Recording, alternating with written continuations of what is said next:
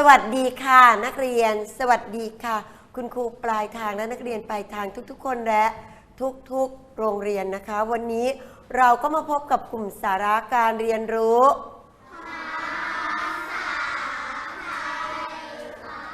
พยัญชนะไทยของเรามีกี่ตัวแบ่งออกเป็นกี่หมู่มีอะไรบ้างตอบอย่างรวดเร็ว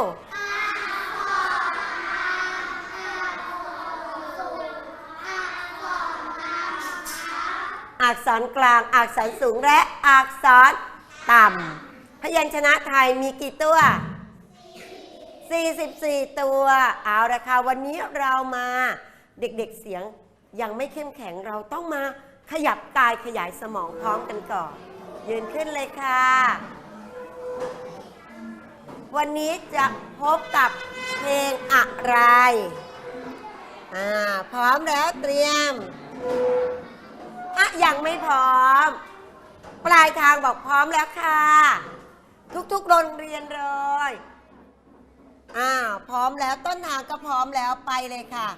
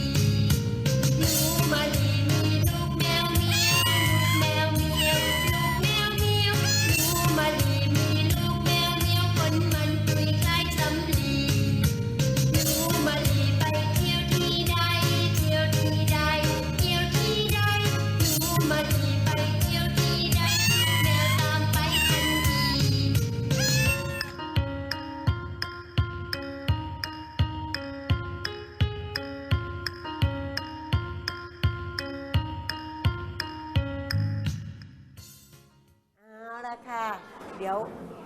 เราไปฝึกเต้นกันอีกนะคะตอนนี้เด็กๆพร้อมยังคะถ้าพร้อมแล้วเราไปดูสิคะว่าเรารู้จักพยัญชนะเป็นได้ทั้งพยัญชนะต้นและสระแล้วก็ยังเป็นอะไรได้อีกอะไรคะอะไรเอ่ยตัวสะกดอ่านค่ะรู้จักตัวสะกดตัวสะกดมีกี่แม่กี่แม่คะเยี่ยมมากเลยจำได้8แม่มีอะไรบ้างแม่กงมีอะไรเป็นตัวสะกดงองูอะไรอีกคะแม่กลมีอะไรเป็นตัวสะกดนอหนูโอ้โหยอดเยี่ยมเลยอะไรอีกคะ2แม่ละแม่กลมมีอะไรเป็นตัวสะกดมอม้าเอา8แม่ดูสิคะว่านักเรียนป .1 จำได้กี่แม่แม่กกมีอะไรเป็นตัวสะกดกอไก่แม่กบมีอะไรเป็นตัวสะกดบอใบไม้5แล้วเหลืออีก3แม่อะไรดีนะแม่อะไรดีแม่กดมีอะไรเป็นตัวสะกดดอเด็กโอ้โห6แล้วแม่โกมีอะไรเป็นตัวสะกดวอแหวนโอ้โหยอดเยี่ยมเลยสุดท้ายแม่อะไรเป็นตัวสะกดไหนลองบอกครูสิแม่เก่งมากตบมือให้ตัวเองดังๆเลยค่ะแม่เกยมียอยักษ์เป็นตัวสะกดช่วยกันจำจดจำเลยจำได้ครบ8แม่เลยมาตราตัวสะกดเก่งมากเอาละเห็นไหมคะพยัญชนะ44ตัว เป็นได้ทั้งพยัญชนะต้นสระมีสระอะไรบ้างที่มีเป็นพยัญชนะสระอะไรเอ่ยที่มีพยัญชนะเกี่ยวข้องสระอถูกไหมคะออ่างเห็นไหมคะไปเป็นสระแล้วง่ายๆเลยสระสระอสระอะไรอีกที่มีพยัญชนะสระเอียสระเอียมีตัวอะไรยอยักษ์ยอดเยี่ยมเลยกิจเก่งแล้วเห็นไหมคะอะไรอีกใครนึกออกสระอัวมีอะไรเป็นพยัญชนะวอแหวนใช่ป่ะใช่เปล่าคะเห็นไหมคะแล้วสระทุกตัวออกเสียงเหมือนมีออ่างประสมอยู่เห็นไหมคะพยัญชนะเป็นได้ทั้งพยัญชนะต้นเป็นได้ทั้งสระและก็ยังเป็นตัวสะกดเยี่ยมมากเห็นไหมคะตอนนี้เด็กๆบอกตัวสะกดที่ตรงตามแม่หรือตรงตามมาตราตัวสะกดได้หมดเลยเยี่ยมมากเลยไปดูต่อเลยค่ะพร้อมไหมคะพร้อมไปเลยค่ะกามีตัวสะกดไหมไม่มีตัวสะกดสะกดว่ายังไงนะคะอ่านคำสิคะกาตัวนี้ไม่มีตัวสะกดต่อไปกางมีอะไรเป็นตัวสะกดใครอ่านออกเสียงได้1 2 3นักเรียนปลายทางบอกว่าต้นทางนั้นลากเสียงจังเลยเราเลยหลับเลยอุ๊ยอย่าเพิ่งหลับนะคะเอาใหม่ค่ะกอางอกางใครพูดได้รวดเร็วแล้วพร้อมเพียงกอางอกาง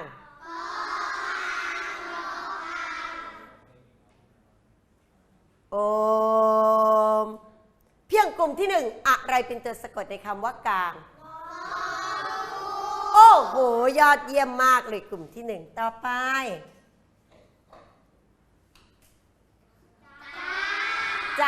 จามีตัวสะกดไหมลูกไม่มีนักเรียนปลายทางจามีตัวสะกดไหมคะไม่มีเยี่ยมมากเลยต่อไปคำว่าอะไรเอ่ยจางสะกดพร้อมกันค่ะมีอะไรเป็นตัวสะกดอีกแล้วงองูเป็นตัวสะกดงองูอยู่ในแม่อะไรโอ้โหเยี่ยมมากเลยงองูอยู่ในแม่กงนั่นเองต่อไปอะไรคะดอเด็กตัวนี้เป็นอะไรดอเด็กตัวนี้เป็นอะไรพยัญชนะตอนตบมือให้ถาปกรณ์หน่อยสมกับเป็นหัวหน้าเลยเห็นไหมคะตอบเสียงดังฟังชัด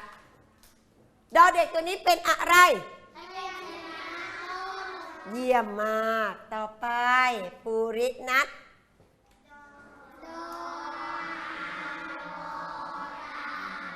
ดังอะไรเป็นตัวสะกดแล้วดอเด็กล่ะโอ้โหเก่งมากตอบได้รวดเร็วเลยแล้วดอเด็กตัวนี้ถ้ามาอยู่ข้างหลังจะเป็นอะไรตัวสะกดโอ้โหณทิชายอดเยี่ยมเลยตอบได้รวดเร็วเลยเห็นไหมคะ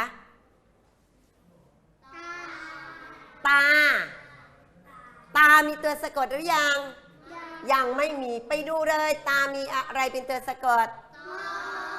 งองูสะกดว่าอย่างไร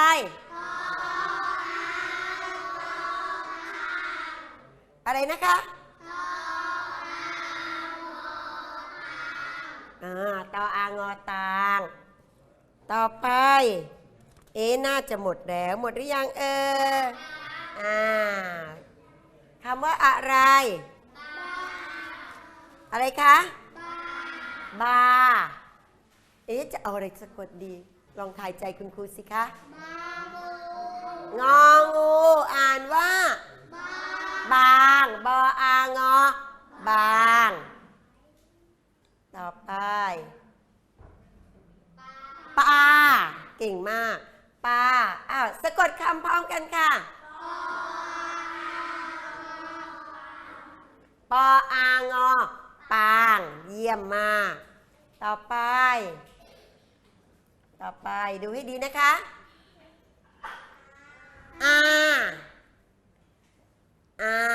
มีตัวสะกดหรือยังคุณครูใส่ตัวสะกดลงไป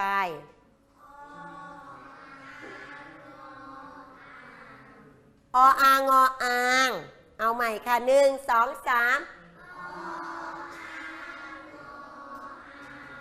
ตัวสะกดทั้งหมดเลยอยู่ในแม่กงมีอะไรเป็นตัวสะกดงองูดูต่อไปใครตอบได้ก่อนอะไรเอ่ยกายพร้อมกันค่ะสะกดพร้อมกันค่ะอีกครั้งหนึ่งค่ะ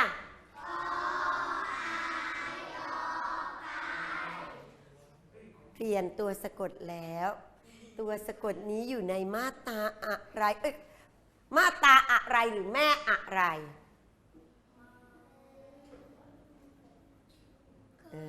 แม่เกยมีอะไรเป็นตัวสะกดยอยักษ์สะกดว่าอย่างไร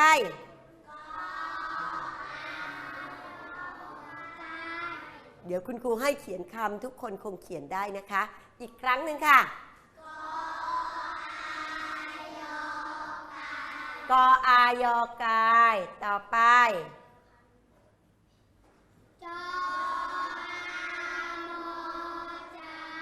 จออามอจามต่อไปค่ะ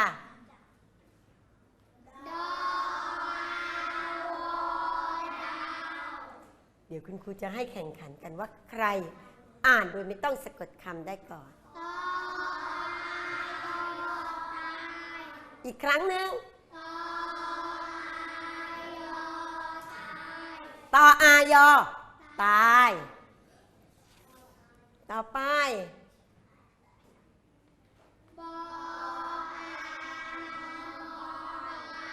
บออานอบานต่อไ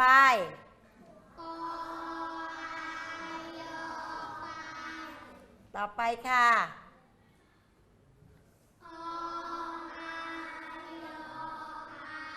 เอาละอ่านได้แล้วยังไม่เขียนค่ะแต่คุณครูจะให้แข่งขันอ่านคำโดยไม่ต้องสะกดคำระหว่างนักเรียนปลายทางและนักเรียนต้นทางแต่ต้นทางยังแบ่งกลุ่มก่อนว่ากลุ่ม1กลุ่ม2นักเรียนปลายทางเป็นกลุ่มที่3นะคะว่ากลุ่มไหนจะมีความเข้มแข็งกว่ากันพร้อมหรือยังครับพร้อมแล้วค่ะพร้อมหรือยังคะพร้อมแล้วค่ะเอาละกรรมการกำลังตั้งใจฟังอยู่ว่ากลุ่มไหนจะชนะไปเลยค่ะคำนี้เลยไม่สะกดค่ะคุณครูว่ากลุ่มที่1จะแพ้ไหมนะกลุ่มที่2แพ้แน่เลยอะไรนะคะบาน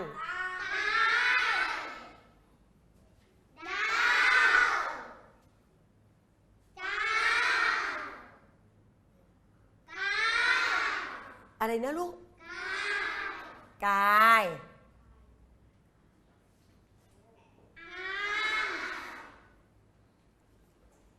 มีบางกรรมการบางท่านบอกคุณครูว่าบางคนออกเสียงยังไม่ชัดเจนเอาละตอนนี้ฟังเดี่ยวๆเอากลุ่มที่1ก่อนไปเลยนะคะคำนี้ก่อนเลยดูซิอ่านได้ไหม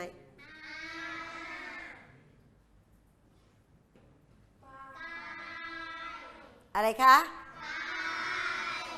ต้องดูคำก่อน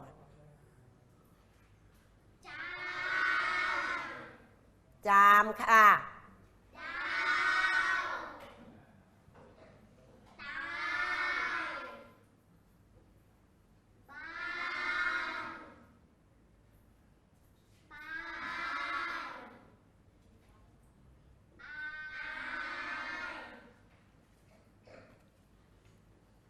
ละคุณครูให้กลุ่มที่สองบ้างให้กลุ่มที่สองบ้างกลุ่มที่สองพร้อมไหมคะพร้อมพร้อมแล้วไปเลยนะคะแปลว่ากลุ่มที่สองพร้อมคนเดียวเอาใหม่ค่ะ1 2 3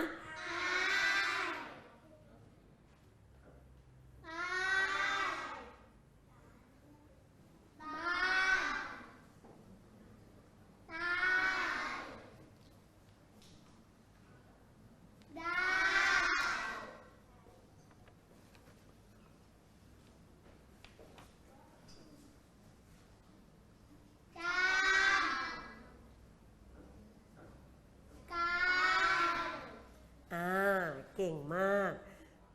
อ่านได้แล้วคุณครูจะให้ทำงานเลยหยิบอะไรขึ้นมาคะหยิบสมุดขึ้นมาเลยหยิบสมุดขึ้นมาเลย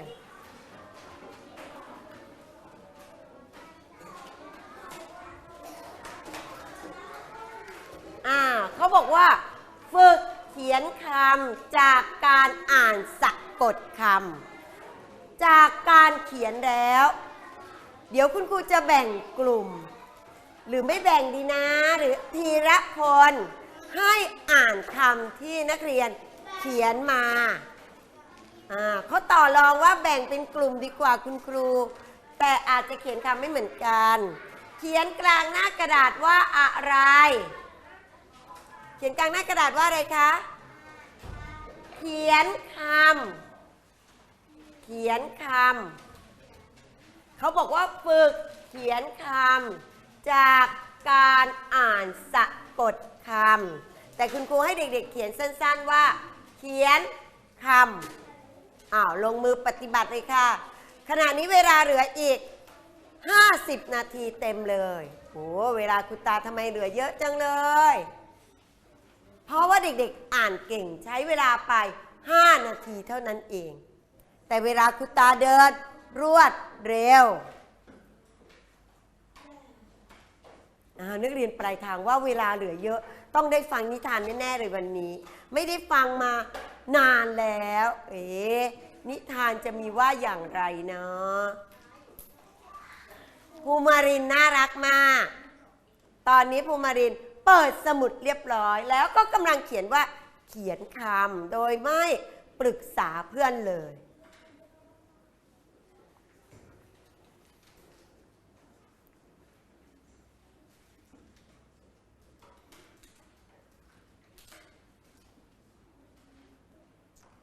ครูจะไปกลุ่มไหนดีเนาะไปไหนดีเนาะเด็กๆบอกอย่าเพิ่งมาดูเลยผมเขียนคำว่าเขียนคำได้ให้ผมเขียนคำที่1ก่อนแล้วคุณครูค่อยมาดู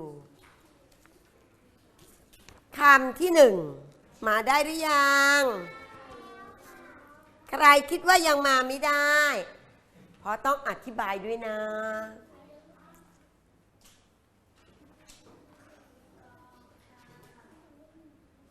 5 คำเท่านั้นแต่จะยากตรงไหนจะยากตรงที่ต้องเขียนยาวนั่นเองพร้อมหรือยังวางดินสอไม่หมดทุกคนเลย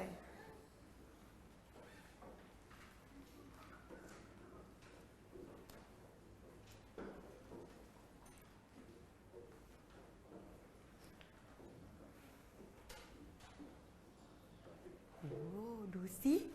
ปลายทางเรียบร้อยหรือยังนะยังเลยต้นทางก็ยัง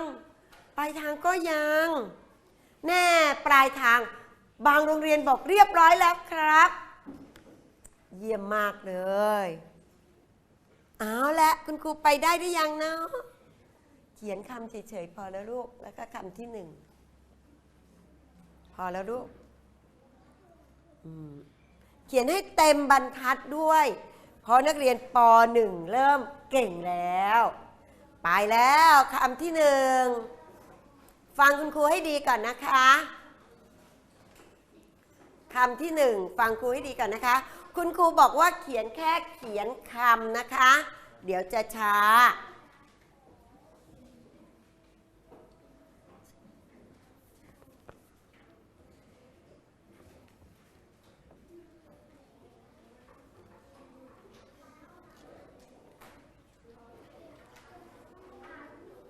เช่นตัวอย่าง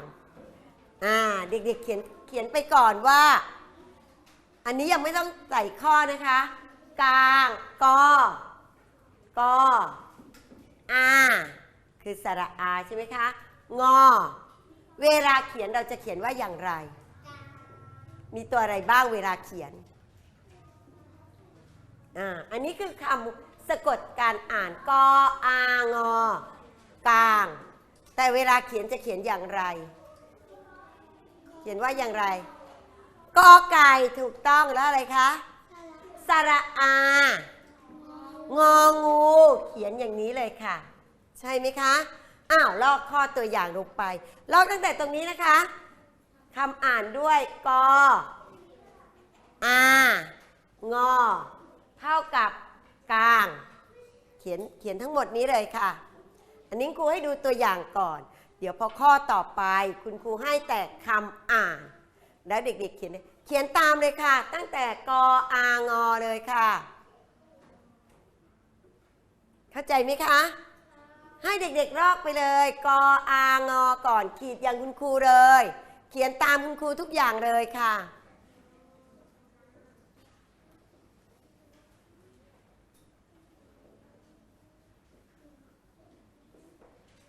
เว้นช่องนิดนึงนะคะ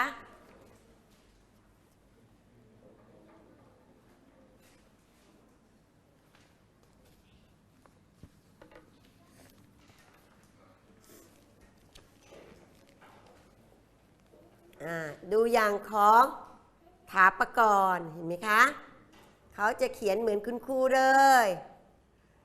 แต่ถาปกรณ์ควรเว้นสัก1 ช่องได้ไหมคะ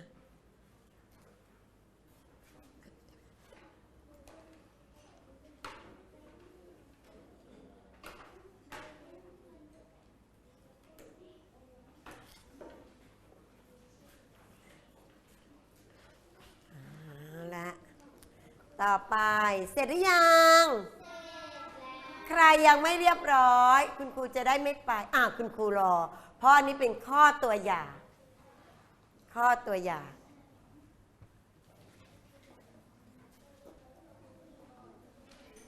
เห็นไหมคะ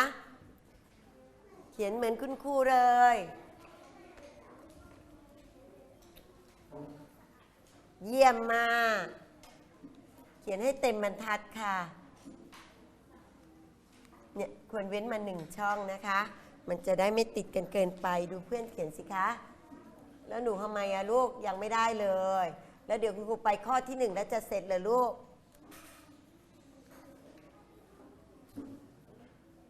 เก่งมากลูก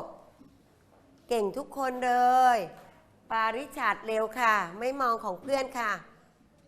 สระอาสิลูกงอทำไมก็เป็นกองไงสิลูกใช้สระอาสิลูกถูกแล้วทำไมอีกลูกหนูมัวแต่ลบอยู่นะใครลบบ่อยไม่สวยนะลูกเยี่ยมมากเลยฝึกไว้เขียนตัวบรรจงให้ลายมืองามตาด้วยเยี่ยมมากเลยเก่งทุกคนเลยคุณครูไปข้อที่1นะอันนี้เป็นข้อตัวอย่างไม่เป็นไรหนูเขียนเลข1แล้วก็ไม่เป็นไรลูกคุณครูไม่เขียนให้ดูแล้วนะคะคุณครูให้แต่คำอ่านสะกดนะคะคำสะกดในการอ่านให้เด็กๆเขียนเองแล้วข้อ1ดออาวอต้องเขียนดออา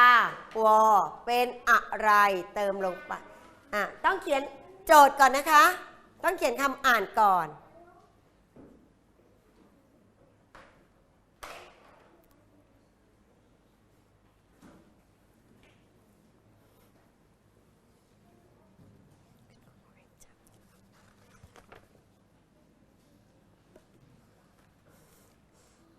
ใช่ค่ะ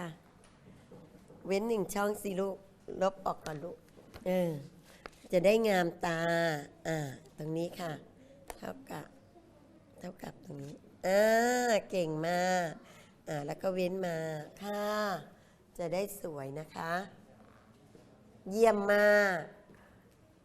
หัวพยัญชนะควรอยู่ใน 1 ช่อง1ช่องบรรทัดนะคะแล้วก็ลากให้เต็มเส้นทั้ง5เส้นบรรทัดจะได้งามตา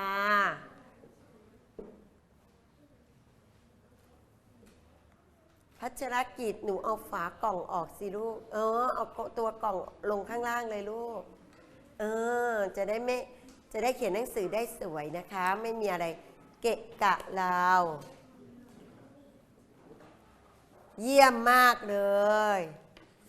สุพัชยากระเป๋าดินสอใส่ไว้ในดินชักลูกจะได้วางสมุดได้เต็มที่ไม่เกะกะเวลาเราเขียนนะคะน้องณัฐกิจยังไม่ได้วางดินสอแปลว่ายังไม่เรียบร้อยกลุ่มที่2เหลือ3คนกลุ่มที่1ไม่เป็นไรค่ะให้สวยนะคะนักเรียนปลายทางล่ะคะโอ้โหเขาบอกเขาเรียบร้อยนานแล้วเพราะวันนี้หนูจะฟังนิทานจะได้ฟังหรือเปล่าต่อไปได้หรือยังคะคนที่เสร็จก็บอกไปได้แล้วนพนนท์เรียบร้อยยังลูกเรียบร้อยแล้วนะคะคุณครูไปต่อข้อที่2ว่าอย่างไร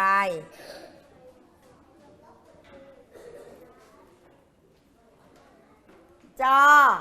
อานอจออานอเด็กๆก็เขียนว่าจออานอแล้วตึงมาเติมตรงนี้เป็นคำว่าอะไร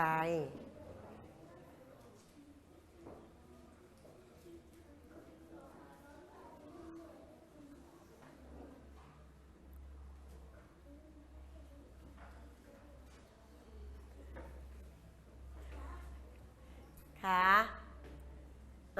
แปลว่าภูรินัทกับกิตติพจน์เรียบร้อยแล้ว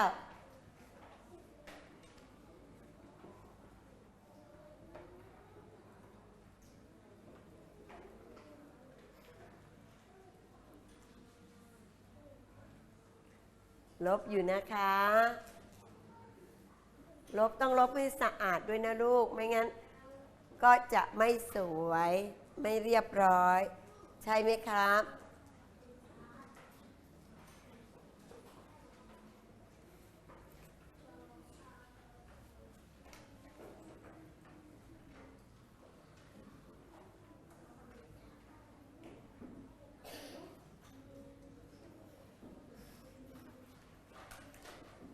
เอาละอย่างน้อยก็ต้องเขียนโจทย์ไว้ก่อนได้ว่าจออานอเรียบร้อยยังอภิญญาเพื่อนข้างๆอภิญญาเรียบร้อยยังลูก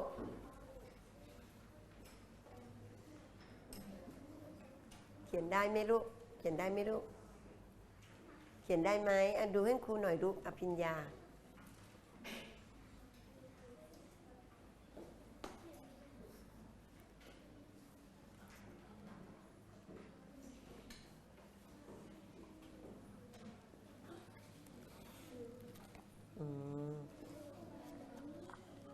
เก่งมากต่อไปต่อแล้วนะโอ้โหยอดเยี่ยมเลยเยี่ยมมากไปต่อนะคะไปนะคะ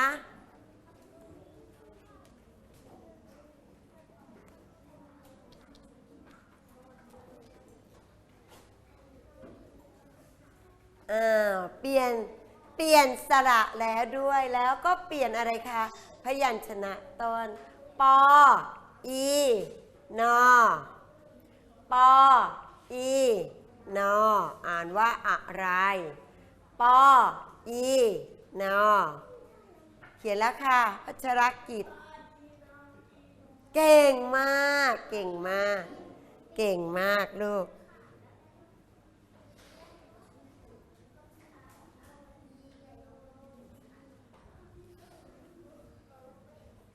เก่งมากลูก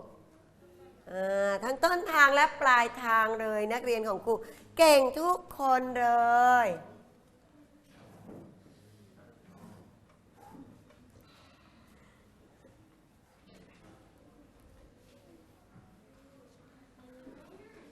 ใจเย็นๆลูก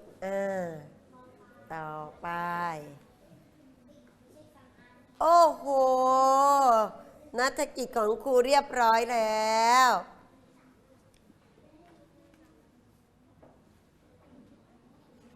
ตัวสะกดหายไปไหนอะลูกยังไม่ครบเลยตัวอะไรหายไปนอหนูหายไปไงหนูเขียนครบหมดแล้วปออีนอนะคะ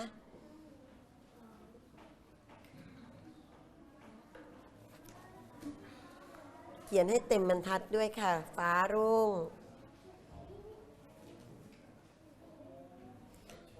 ฟ้ารุ่งนัฐกิจเขียนสวยเห็นไหมครับโอ้โหยอดเยี่ยมเลย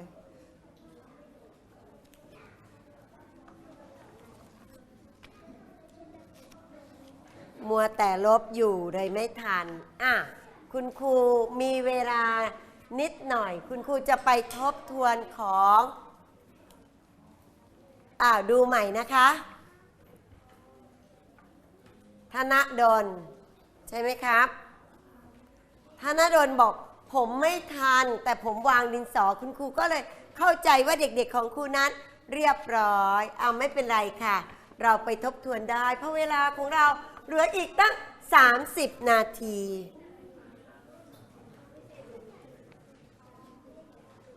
เช่นตัวอย่างเขาไม่ทันตั้งแต่ตัวอย่างเพราะลบอยู่ดูเลยค่ะธนดลคุณครูถือเป็นการทบทวนไปด้วยนะคะนักเรียนปลายทางเร็วค่ะกงเท่ากับกลางเขียนตามคุณครูเลยค่ะธนดล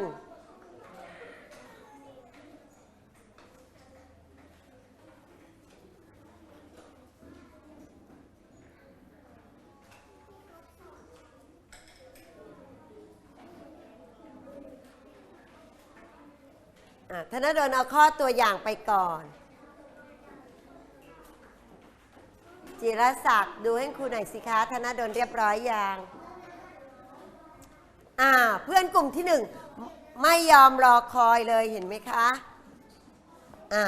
เรียบร้อยแล้วไปทำข้อที่4ก่อนแล้วเดี๋ยวค่อยย้อนกลับมานะคะเพราะว่าเพื่อนๆรออยู่คุณครูไปข้อที่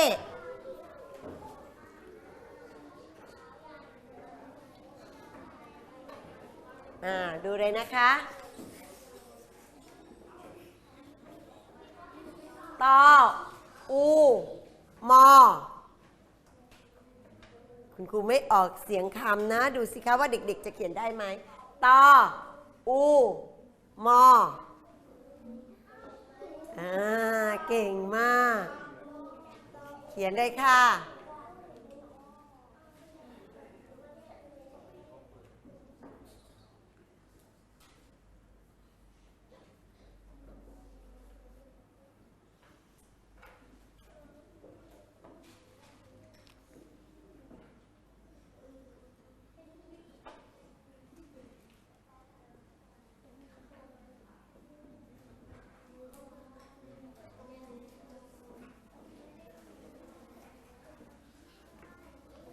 เยี่ยมมากมอม้ากับมอเยี่ยมมากเยี่ยมมากเก่งค่ะ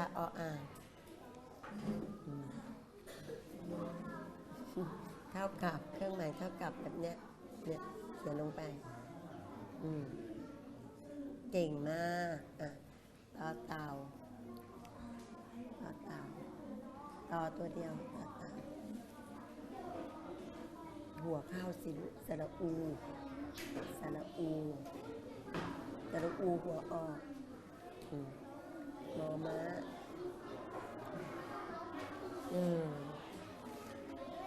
ข้อ สุดท้าย ไปแล้วนะคะ เพราะว่าเสียงปรึกษากลุ่มที่1เริ่มมาดังคุณครูก็เลยรีบไปข้อสุดท้าย ข้อที่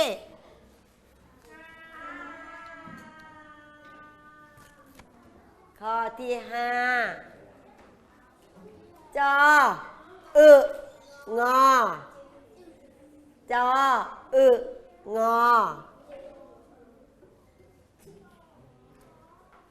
ต้องเฉลยไหมเอ่ยต้องเฉลยไหมคะนักเรียนปลายทางเฉลยให้ดูแต่ก่อนเฉลยเราต้องปิดสมุดของตัวเองก่อนห้ามแก้ไขเดี๋ยวครูกลับไปตรวจอีกครั้งหนึ่งใครเสร็จก่อนปิดสมุดแล้วเก็บก่อนใครเรียบร้อยแล้วครูจึงจะเฉลยมา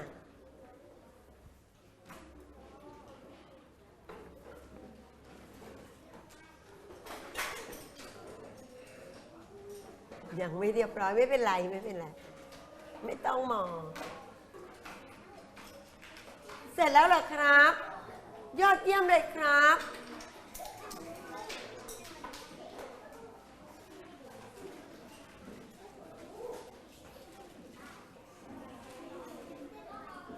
โอ้โหกลุ่มที่2รวดเร็วมากเลย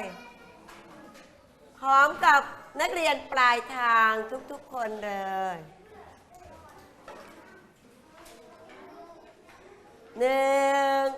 ทำไมต้องนับมากดดันคุณผมด้วยครูไม่นับก็ได้ค่ะไปหรือยังหมดเวลาในการทำคุณครูเฉลยแล้วนะคะไหมคะเช่นคำนี้เด็กๆได้แล้วคำว่าอะไรกลางอะไรเป็นตัวสะกดงองูต่อไปข้อที่1คำว่าอะไรคะ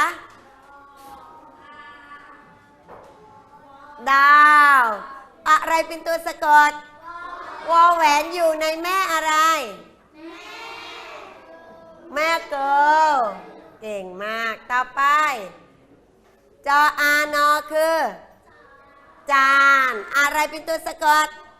นอหนูอยู่ในแม่ก้นจำได้แม่นยำเลยเห็นไหมคะต่อไปอ่านว่าอะไรคะอะไรเป็นตัวสะกดอีกแล้วนอหนูอยู่ในแม่ก้นต่อไป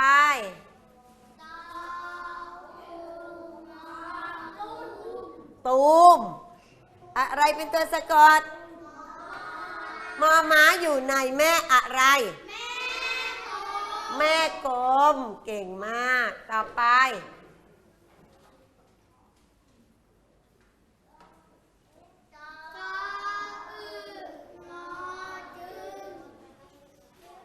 จึงอะไรเป็นตัวสะกดงองูอยู่ในแม่อะไรแม่กงนั่นเองต่อไปข้ออะไรเอ่ยปริศนาคำทายอะไรดูให้ดีนะเวลาของเรายังเหลืออยู่เดี๋ยวได้ฟังนิทานด้วยฟังให้ดีนะคะปริศนาคำทายอะไรอะไรที่อยู่บนหัวไม่กลัวคนเห็นไม่ใช่ไม่ใช่อะไรนะลูกไม่ใช่อะไรที่อยู่บนหัวไม่กลัวคนเห็นอยู่ในน้ำไม่ใช่ปลาอะไรที่อยู่บนหัวล่ะปลาหมอไม่ใช่มีเปลือกห่อหุ้มด้วยอะไรที่อยู่บนหัว ไม่กลัวคนเห็นเป็ดไม่ใช่หอยอยู่ในน้ำมีหางว่ายไปมาก็คุณครูบอกแล้วว่าไม่ใช่ปลา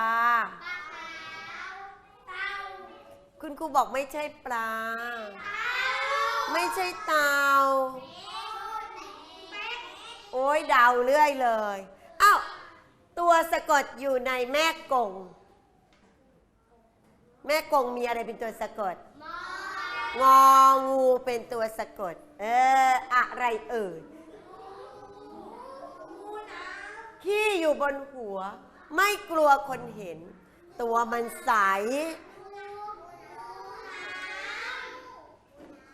บอกว่ามีงองูเป็นตัวสะกดเด็กๆยังบอกว่างูมีตัวสะกดไหมไม่มีคำนี้มีตัวสะกดเป็น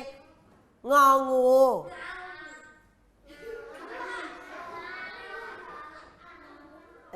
อะไรเอ่ยเด็กๆบางคนชอบทานด้วยเกือบถูกแล้วไม่ใช่หมึกคุณครูบอกอยู่ในน้ำแล้วก็มีหางว่ายไปมาขี้มันอยู่บนหัวเด็กๆบางคนชอบทานด้วยอะไรคะอะไรคะกุ้งกลุ่มที่2ตอบถูกก่อนรับไปเลย 1,000 คะแนนเวลาคุณครูว่าอย่าต้องคิดด้วยแล้วก็ฟังด้วยนักเรียนปลายทางตอบมาเสียงดังก่อนแล้วต่อไปยิ่งตัดยิ่งยาวไม่ใช่ผมกว่าจะยาวแต่นี่พอตัดปุ๊บยาวเลยพอตัดปุ๊บยาวเลยใช้ทุกวันเลยฟังสิคะใช้ทุกวันเลยในการมาโรงเรียนเนี่ยต้องใช้เก่งมากเลยเห็นไหมคะเขาค่อยๆคิดก่อนอะไรเอ่ยถูกต้องไหมถนนรับไปอีก 1,000 คะแนนนะคะเขาค่อยๆคิดแล้วตอบมาต่อไปอุ๊ยหมดหรือยังไม่หมด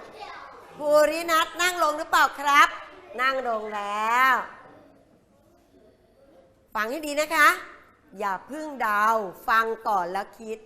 น้ำบ่อน้อยคนตั้ง100วิทย์ไม่แห้งน้ำบ่อน้อยคนตั้ง100คนเป็นพันเป็นหมื่นก็วิทย์ไม่แห้งเป็นน้ำบ่อน้อยไม่เป็นน้ำบ่อน้อยคนตั้ง100วิทย์เท่าไหร่ก็ไม่แห้งอยู่ในตัวเราอยู่ในตัวฝนวิทย์แห้งค่ะอุ้ยมีคนตอบถูกด้วยอะไรนะคะคุณครูได้ยินแว่วๆว่าข้างหลังตอบถูกไม่ใช่ค่ะเก่งมากใช่ไหมน้ำลายนั่นเองกลุ่มที่1รับไปเลย 1,000 คะแนนหมดหรือยังเด็กๆว่าหมดหรือยังคะ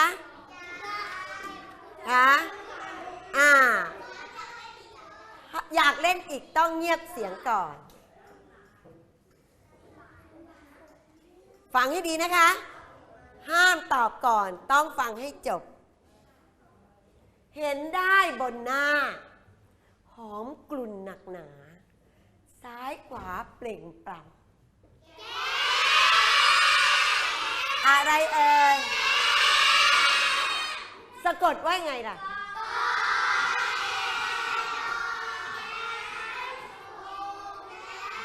เยี่ยมมากรับไปเลยคนละ 1,000 คะแนนข้อสุดท้ายถ้าปรึกษากันไม่มาข้อสุดท้ายฟังให้ดีนะคะข้อสุดท้าย ชื่ออยู่บนฟ้าตัวอยู่ในน้ำชื่ออยู่บนฟ้าตัวอยู่ในน้ำเขาบอกว่าเขาตอบว่าปลาถูกแล้วหนึ่งคำแต่ยังไม่ถูกต้องไม่ใช่ค่ะไม่มีค่ะปลาฝนไม่มีค่ะปลาฟ้าก็ยังอะไรคะอะไรเอ่ยใช่หรือไม่ปิงกลุ่มที่หนึ่งตอบก่อนว่าปลาดาวรับไปเลย 1,000 คะแนนกลุ่มที่หนึ่งกลุ่มที่สองเป็นไงคะคะแนนเสมอกันฉะนั้นทั้งกลุ่มหนึ่งกลุ่มสองได้คะแนนไปเท่ากันแล้วนักเรียนปลายทางล่ะนักเรียนปลายทางบอกผมตอบได้ทุกข้อเลยแปลว่าใครชนะนักเรียนปลายทางแน่เลยเอาละค่ะวันนี้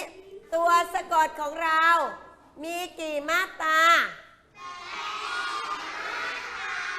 8มาตรา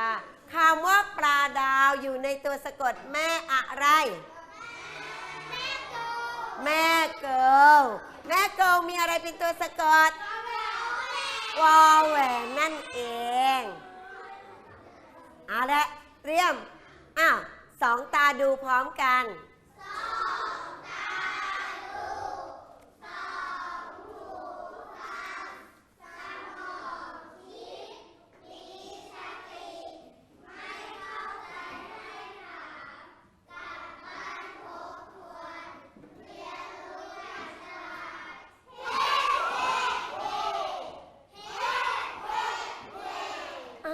คุณครูต้องฝากอะไรคะ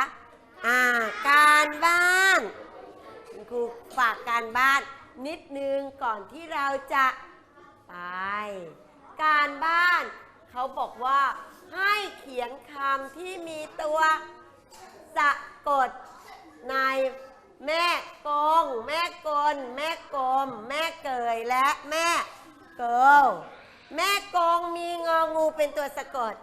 แม่ก้นมีนอหนูแม่กลมมีมอม้าแม่เกยมียอยักษ์และแม่โกมีวอแหวนเป็นตัวสะกดตัวสะกดนั้นเด็กๆจำได้ครบหรือยังคะจำได้ว่ามีตัวสะกดอยู่8มาตราตัวสะกดหรือ8แม่นั่นเองวันนี้เป็นไงจำได้แล้วเวลาคุณครูฝากไปทบทวนด้วยนะคะเวลาของเราก็เป็นไงคะหมดลงแล้วคุณครูต้องลาไปก่อนสวัสดีค่ะ